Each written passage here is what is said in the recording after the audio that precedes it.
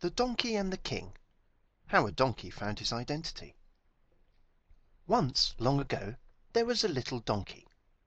Although little donkey was not very strong, every few days his boy would lovingly load him up with food to sell and walk him into Jerusalem.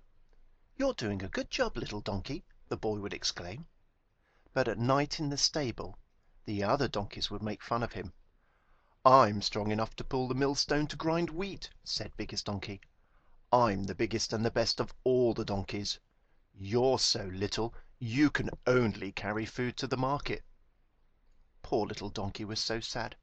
"One day I'll show them," he said quietly to himself.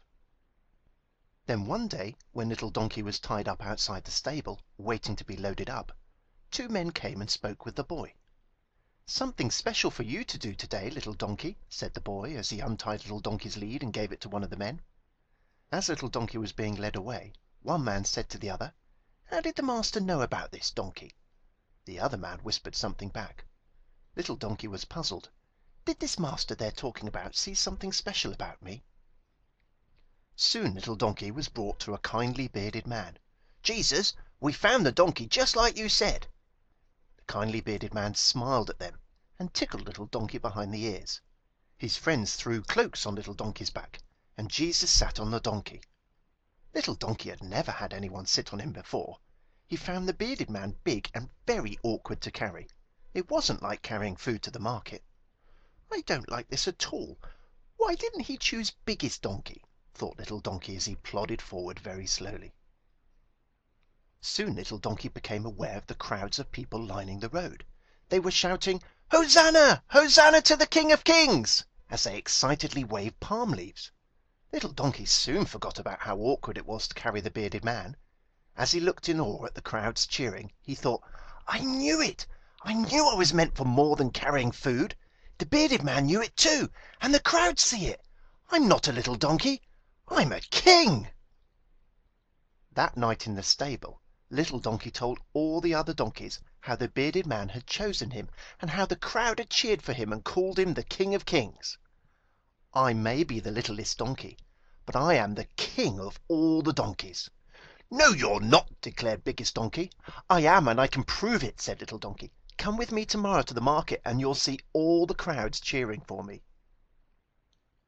The following day all the donkeys went to market, but there were no crowds cheering or waving palm leaves. No one was singing Hosanna to the King of Kings. "See, we told you you weren't a king," sneered Biggest Donkey. "You're only a little donkey with a big imagination." "I am a king!" cried Little Donkey. "It must be because it's the wrong day. That's why the crowds aren't here." "Well, I'm not coming again," said Biggest Donkey. "I've got more important things to do than wasting my time with a little liar." Poor little donkey was so sad. "I'll show them," he said to himself. "Maybe if I do everything the same way I did before, the crowds will wave palm branches and shout for me again."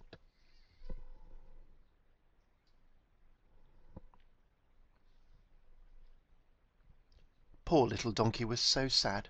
"I'll show them," he said to himself.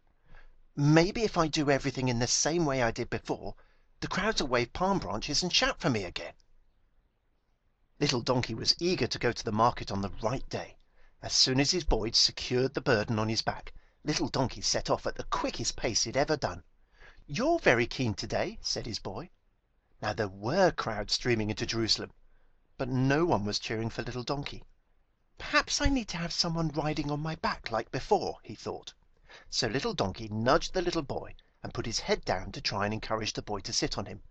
"Oh," laughed the boy as he scrambled onto the little donkey's back, "you like giving people rides now." Little donkey began plodding along again. "Now everyone will recognize me," he thought cheerfully. But still no one cheered, and no one called him king. Little donkey thought long and hard. "Maybe the crowds didn't recognize me as King Donkey because I'm only carrying the boy and one sack of flour. If I carry even more, then the crowds will see how great I am again." When the boy waved to his friends as they approached the market, little donkey nudged them too. Soon little donkey was carrying 3 boys and a sack of flour. "Now they will recognize me as the king as they see how strong I am." But still no one in the crowd shouted Hosanna. "Why won't they cheer for me?" demanded little donkey. I am the king. Everyone said so." By the time they got to the market, little donkey was exhausted from carrying so much, and he was awfully angry. He was so angry that he didn't notice the huge crowds in the temple courts at first. When at last he did notice the noise the crowd made, he looked up to see what was going on. "It's Jesus!" said the boy. The boy was right. The crowds were cheering for Jesus, even those who travelled into Jerusalem that day alongside little donkey and his boy. In that moment, little donkey realized he wasn't the king at all. He only carried the true king. Little donkey was miserable all the way home. Biggest donkey was right. I'm not a king. I'm only a little donkey. As the boy settled little donkey into the stable for the night, he said, "Good job, little donkey," and tickled little donkey behind the ears. "You know, you must feel pretty special that one so great as Jesus would choose to ride you into Jerusalem." Little donkey thought about that as he was munching on his hay in the manger.